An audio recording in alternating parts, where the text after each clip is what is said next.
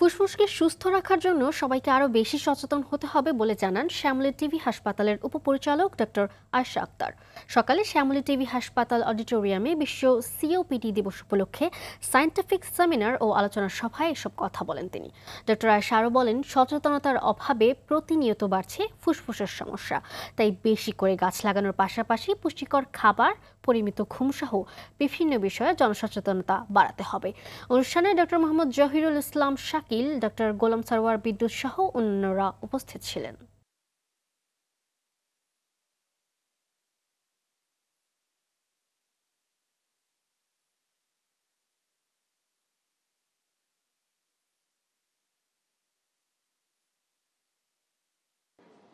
এবং এখন যে অবস্থা,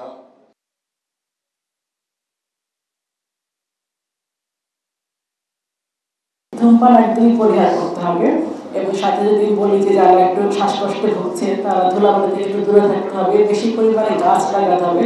গাছ থেকে কিন্তু আমরা অক্সিজেনটা পাচ্ছি এবং যেটা আমরা কার্বন ডাই ছেড়ে দিচ্ছি সেটা কিন্তু গাছ নিচ্ছে। তাহলে গাছ লাগাতে হবে এবং সাথে স্বাস্থ্যসম্মত পুষ্টিকর খাবার গ্রহণ করা, নিয়ম মতো ঘুমানো, এগুলো কিন্তু আসলে শরীরের জন্য অবশ্যই দরকার।